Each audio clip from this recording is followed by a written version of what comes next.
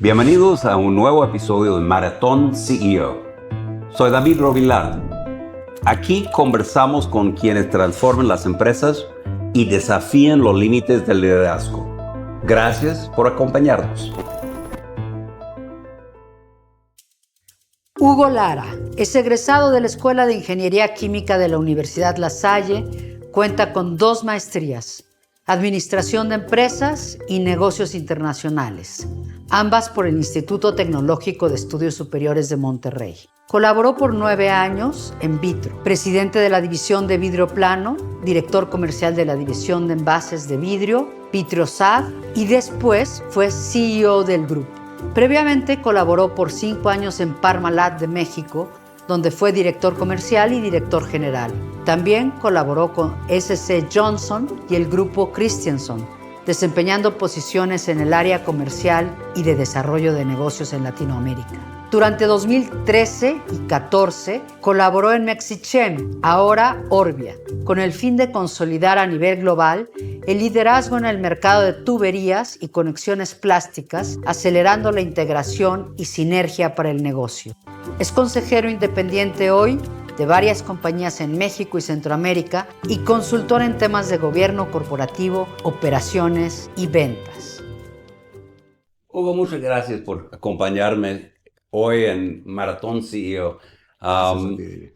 Cuando concebí de este podcast, pensé en líderes de negocios que combinan una preparación de diferentes formas, lo físico, de experiencias profesionales, también de internacionales. Y en tu caso, veo una gran variedad de experiencias profesionales. Tú vienes de sectores de manufactura, Vitro, Parmalat, Momentos, y ahora como headhunter, como asesor de empresas. ¿Cómo caracterizas tu journey? Primero que nada, muchas gracias, David, por el tiempo. Pues mira, ha sido algo interesante. Yo soy ingeniero químico de formación y he tenido la oportunidad de participar en diferentes industrias, como dices, en la industria química, manufacturera, de productos de consumo, y nunca fue planeado. O sea, siempre se fueron, ¿qué se iba dando? Yo arranqué en la industria química, obviamente, por la formación, pero siempre en el área comercial. Y de ahí del área comercial me fui moviendo a diferentes industrias. Pasé por la industria de consumo, estuve en Sarah Johnson, SC Johnson & Son, donde tuve participación en el negocio industrial también. Resinas, Johnson, poca gente lo sabe, pero tiene un negocio de resinas base agua para pinturas, tintas. Entonces, mi primera experiencia química vendiendo, empecé a manejar ese negocio para Latinoamérica. Luego me quedé en Sarah Johnson México, después Parmalat. Entonces pasé del industrial, me fui moviendo al consumo. De consumo regresé industrial a la parte del vidrio plano, luego vidrio, luego tuberías con Mexichem, y luego finalmente decidí que quería hacer algo por mi cuenta como consultor y entré a Hell Hunting como una primera etapa de consultoría. Y después Conferry fusionó a Hey, me tocó manejar ese negocio durante un tiempo, y finalmente cuando ya decidí independizarme, traté de capitalizar el conocimiento más hacia cómo ayudar a las empresas a transformarse, estar en consejos de administración, donde además de aportar, pues aprendes mucho, ¿no? Para mí el poder participar en algún consejo tiene más que nada el aprender de la gente que está contigo, aprender de diferentes negocios. Entonces, pues, creo que ha sido una carrera combinada, pero nunca fue planeada, ¿eh? Se fue dando de esa manera. Y desde el consejo, tienes una perspectiva muy interesante, porque una de las funciones centrales del consejero es elegir el siguiente CEO. Sí. Es algo en donde, lo que hemos platicado, la gran mayoría de las empresas están controladas por familias. Pero desde el consejo, el independiente, todos tenemos que estar visto del norte de la empresa. Y eso te lleva a cómo manejar la sucesión. Platícame un poco estabas, y tengo muy presente, tu experiencia en Vitro. Tú llegaste a Vitro muy joven. Um, el, Sí. Ujú. en una empresa de familia. ¿Cómo fue el proceso respecto a llegar al ser CEO? Pues mira, yo creo que fue un proceso no necesariamente planeado así. Yo llegué a Vitro, al negocio de Viroplano, pensando en hacer una carrera en Vitro. Es más, cuando yo llegué a Vitro dije, yo aquí seguramente me voy a retirar, era lo que yo pensaba en ese momento. Yo venía de una situación muy crítica con Parmalat, porque yo fui director general de Parmalat en México y Parmalat en México entró en una crisis a nivel global que nos obligó a vender, fue muy estresante, pasamos por muchos temas legales complicados, entonces como que llegué a Vitro y vi la posibilidad de una empresa grande, estable, decir, aquí me quedo. Jamás en el momento que yo llegué a Vitro pensé en que yo pudiera ser el CEO del grupo, Oh, jamás. ¿Por qué? Porque obviamente, claramente es una empresa que durante más de 100 años mm, ha sido administrada y controlada por una familia, ¿no? correcto. Para bien o para mal, pero ha sido controlada siempre y administrada por una familia.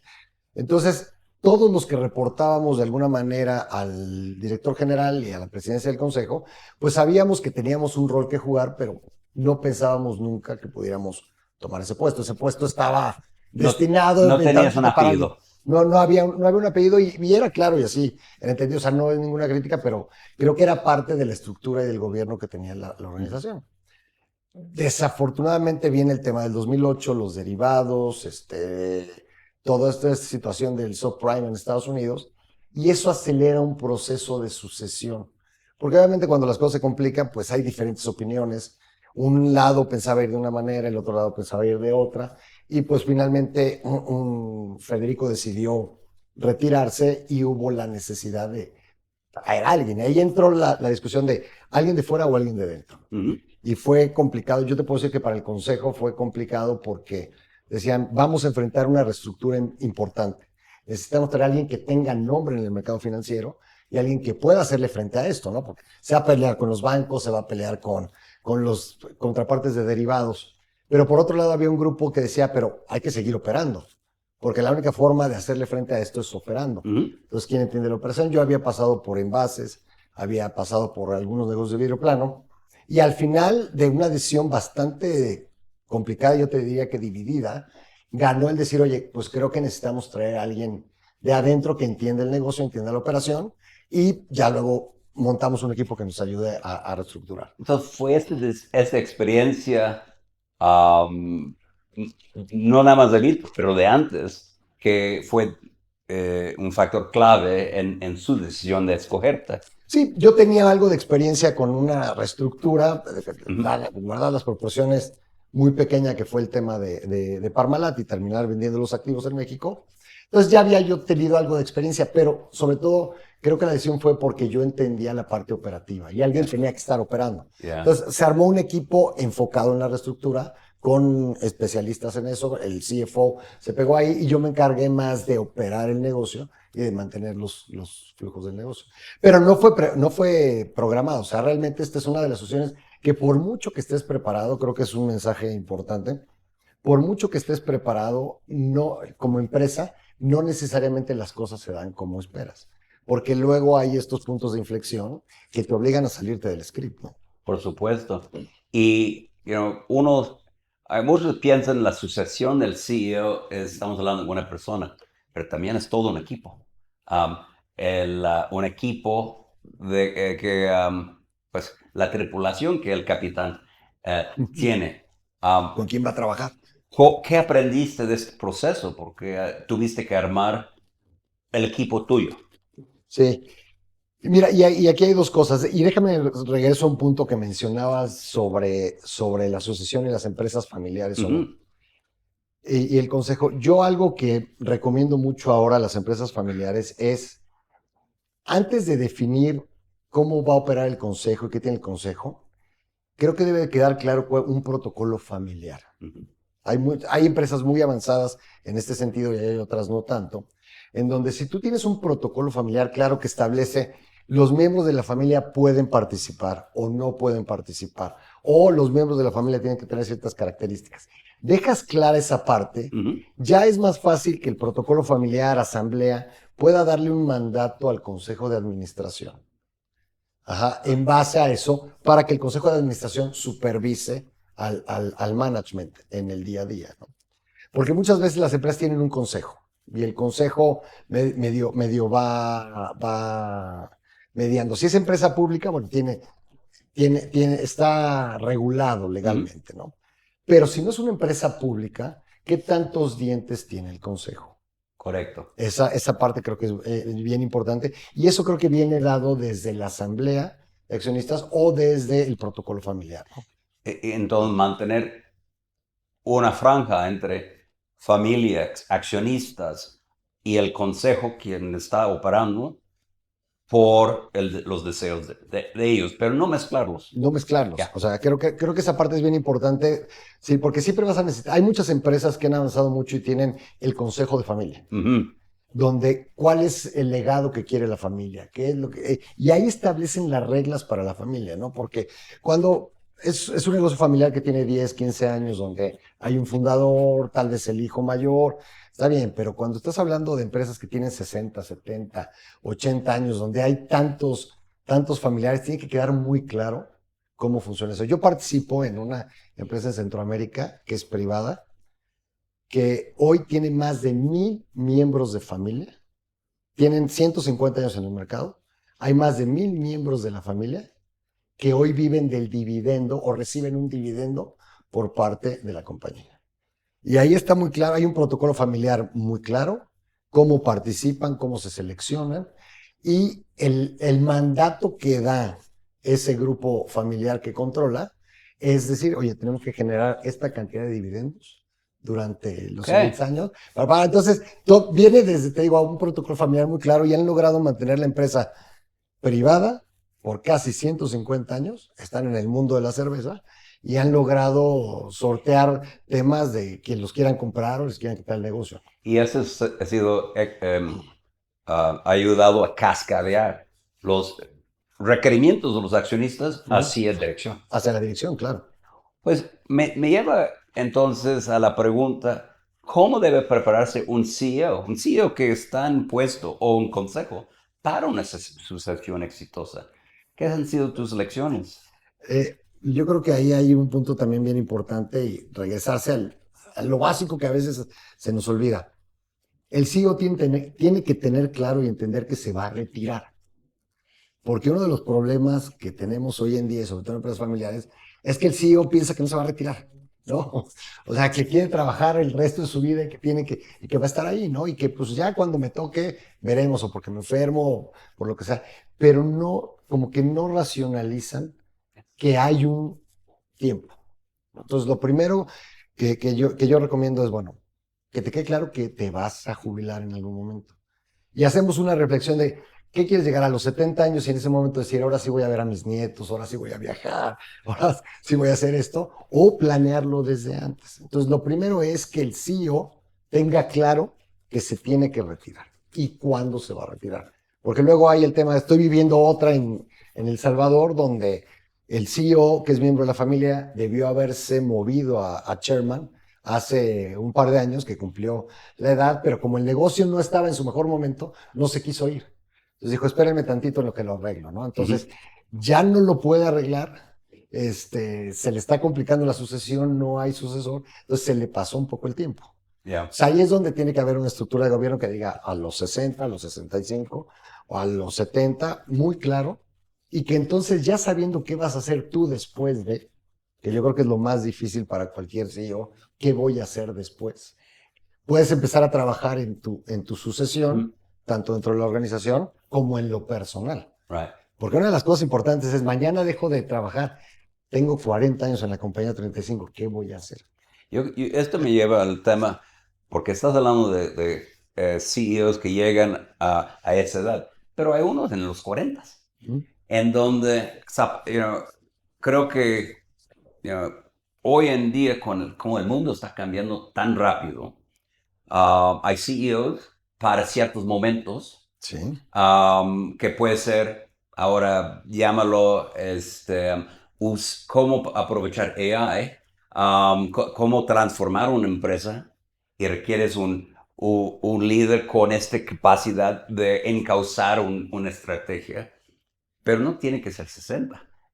Puede ser uno. Claro, ¿no? Eso ha cambiado también, ¿eh? Y hay algunos elementos que difieren o diferencian a un buen sucesor de un gran sucesor. Yo creo que sí. O sea, al final del día, mientras tú creces en la organización y llegas a ese tipo de roles, y otra vez, depende mucho de dónde vengas o cuál haya sido tu carrera, hay gente que es muy operativa. Y se te olvida o se nos olvida que conforme vas creciendo en la organización, ni eres el que tiene que saber todo, ni eres el que tiene que tener todas las respuestas, ni eres el que tiene que resolver todos los problemas. Tú te vuelves un facilitador de la gente. Yeah. Yo te diría que un CEO se debe encargar de crear la estrategia futura de la organización, de estar pensando hacia adelante, trabajar en sus cuadros de sucesión, pero sobre todo facilitarle a la organización para que crezcan y se desarrollen. Y el problema es que muchas veces nombras al CEO, confundimos potencial, o sea, el potencial de la gente con performance. Alguien que te ha dado muy buenos resultados en algún lado, piensas que, como dio muy buenos resultados, tiene que ser el siguiente CEO. Yeah. Uh-huh. Entonces, no necesariamente el high performer es el mejor facilitador, el mejor líder eventualmente para lo que requieres. Y esa es la tarea del consejo. Y esa es la tarea del consejo, y esa es la tarea de una vez que tú tienes claro qué quieres y qué necesitas, pues a quién estamos buscando, a quién estamos desarrollando. Alguna vez leí un white paper que por ahí debe de estar, te lo voy a mandar, que se llama The Seven CEOs. I've seen it. Yeah. Ajá, Yeah. y Buenísimo. que habla precisamente de que hay un momento en la organización que tú debes de ser capaz de identificar 7 potenciales CEOs en diferentes etapas. Yeah. Posiblemente uno de esos CEOs sea un pasante que está entrando en este momento o un recién egresado, que puede ser el CEO dentro de los próximos 20 años. Yeah. Y tienes uno que puede ser inmediatamente, uno que puede ser dentro de 5 años. Uh-huh. Entonces te habla de que tú como organización tienes que tener mapeado y muy claro Uh-huh. quiénes pueden llegar a esa posición. Ahora, las cosas cambian muy rápido, las situaciones pueden dar y no necesariamente el plan sale como lo estás pensando. De acuerdo. Pero déjame regresar al consejo. Lo mismo que es el CEO que requiere la organización, son los consejeros que requieres en la organización. Sí. Una de las cosas que ves en las grandes empresas mexicanas, públicas, familiares, son consejeros que tienen 20 años, 25 años, que han estado toda la vida ahí. Gente que viene no de la iniciativa privada, sino viene del gobierno. ¿No? Gente que fue secretario de Estado, gente que fue muy importante. ¿Por qué? Porque en cierto momento eso vestía mucho Uh-huh. tu consejo. Sí. Ahora lo que necesitas es, oye, ¿quién sabe de AI? ¿No? Oye, necesitamos rotar a los consejeros cada 2, cada 3, cada 4 años. Entonces, tienes que empezar hasta volver a escribir cuáles son tus reglas de gobernanza. Correcto. ¿Cuánto tiempo puede estar alguien? Un consejero que tiene 25 años en una organización, no sé qué tanto más puede aportar esa organización. No porque no sea capaz, pero entras en un tema de ceguera de taller importante, ¿no? Y después de tantos años ya se convierte en activo fijo. Sí. No, realmente no tiene independencia. Ya deja de ser independiente. Durante tu trayectoria, inclusive ahora, hay algo que me interesa mucho, es el tema de cómo mantener resiliencia personal, cómo aguantar esos momentos, semanas, meses de destrucción. ¿Cómo tú te has preparado para mantenerte fresco en las mañanas y seguir en la pelea para llegar al fin? Esa es una muy buena pregunta y otra vez, no quiero sonar disco rayado, pero yo creo que depende de cada persona. Cada Uh-huh. quien lo maneja de una manera diferente. Pero si regresas a lo básico, yo creo que la mejor manera de poder aguantar eso es tener una cierta disciplina. Uh-huh. ¿No? Hay gente que cuando las cosas se complican y vienen las crisis, dejan todo y se enfocan en la crisis. Correcto. ¿No? A resolverlo. Y eso puede tal vez ayudar a resolver la crisis, pero si se extiende, te está creando una disrupción en ti, porque si tú no mantienes tu disciplina, no importa qué tan complicadas sean las cosas, si todos los días te levantas a hacer ejercicio y mañana las cosas están complicadas, trata de seguir levantándote a hacer ejercicio. Más importante en este momento. O sea, no perder tu ritmo, Uh-huh. porque es muy fácil decir, oye, está la crisis, ¿qué pasa cuando tenemos a alguien en el hospital o en lo personal te pasa algo? Dejas todo por resolver una cosa. Y en el dejar todo estás perdiendo tu equilibrio. Ajá. Entonces llega un momento, o tu balance, o lo que te mantiene, ¿no? Ujú. Entonces yo creo que la manera de que mientras mayor sea la crisis, seas disciplinado y mantengas lo que siempre has hecho, te va a ayudar a poder mantener ese balance, ¿no? Ok. Es complicado. Ahora, también la otra es, depende de las personalidades, te digo, hay quien sabe delegar, hay a quien le cuesta trabajo delegar, hay quien toma las cosas personal. Ujú. Que eso también yo creo que tiene que ver con la experiencia de temas de crisis que hayas vivido, ¿no? O Ujú. situaciones complicadas. Correcto. Siempre ser disciplinado creo que es importante, el no romper tu rutina. Ok. Finalmente, si pudieras diseñar un plan de entrenamiento para un CEO que se prepara para pasar la estafeta, ¿qué elementos recomendarías? Bueno, yo creo que el primer, es una muy buena pregunta, pero el primer elemento que te decía es aceptar que te vas a ir Ujú. y aceptar que tienes que preparar a alguien y aceptar que tienes que preparar a alguien que puede llegar a ser mejor que tú. ¿Ok? Que eso a los líderes les cuesta a veces trabajo, ese legado, ¿no? O sea, yo quiero que cuando me vaya de aquí la gente piense que yo hice un gran trabajo y no que llegue el otro y que en 3 meses se olvide porque llegó alguien y hizo un muy buen trabajo. La otra es tener claro, como te decía al principio, cuándo te vas a ir y por qué te vas a ir, Ujú. Ujú. ¿no? Y te estás yendo porque es lo que le conviene a la organización. Correcto. O sea, el poder prepararte tú mentalmente para eso, yo creo que ya llevas ganado muchísimo. Ujú. Ya después lo que tienes que hacer es salirte, empezar a delegar, empezar a creer en el proceso, o sea, tener un proceso claro, decir, oye, ¿quién se queda? ¿Qué necesitamos que esta persona aprenda? ¿En qué me meto yo? ¿Qué le voy dejando? O sea, hacer un proceso en donde poco a poco, es como en el avión, ¿no? O sea, primero estás en el simulador con alguien, te sueltan el simulador. Luego te subes al avión con alguien y pues va el otro ahí. Entonces, ¿en qué momento le puedo soltar el avión? O se lo suelto durante un rato. Ujú. Y ya, entonces, tiene que haber un proceso, mucho entendimiento de quién es el que se está quedando y qué estás haciendo tú para desarrollarlo lo más rápido posible. Buenísimo. Oye, muchas gracias. La No, al verdad, contrario, David, este es un tema que a mí me apasiona. De hecho, déjame hago un comercial. La semana pasada te invité a la presentación de un ujú. libro de uno de mis socios que se llama precisamente When You Are Not in the Room. Ok. O sea, que tiene que ver con el liderazgo de que, ¿qué pasa cuando tú no estás en la sala, ¿no? De acuerdo. Cuando tú no estás con tu equipo. O sea, cómo ir creando un mecanismo y un proceso de liderazgo Ujú. que lo que permita es que tú no tengas que estar ahí para que las cosas funcionen. Fantástico. Lo voy a Entonces, leer. para que lo leas, por favor, porque creo que va a combinar muy bien con todos estos temas. Perfecto. Pues muchas David, gracias. muchísimas gracias Gracias. por el tiempo y por la Al confianza. contrario. Gracias. Déjeme compartir mis personal takeaways con Hugo Lara. Los CEOs tienen que contemplar su eventual salida por procesos de sucesión. Los CEOs con más éxito aceptan que se van a ir y que preparan a alguien quizá mejor que uno. Ellos definen cuándo y por qué se van, sobre todo por el bien de la organización. Tales CEOs son activos en el diseño de su proceso de transición. Por ejemplo, delegan progresivamente, definen competencias a cerrar y realizan mentoría activa con los 2 o 3 potenciales CEOs a suceder. Involucran y alinean el consejo de familia con criterios claros y métricas de éxito post-transición. En lo personal del CEO, ellos tienen que cuidar su día después. Es fundamental que tengan propósito, proyectos, ya sean en gobierno corporativo, la docencia o inversión, para que no frenen la sucesión por vacío personal. Gracias por escuchar este episodio. No olvides compartirlo, dejar tus comentarios y suscribirte para seguir descubriendo las historias de quienes transforman las empresas. Yo soy David Robillard y esto fue Maratón CEO. Nos escuchamos en el próximo kilómetro del liderazgo.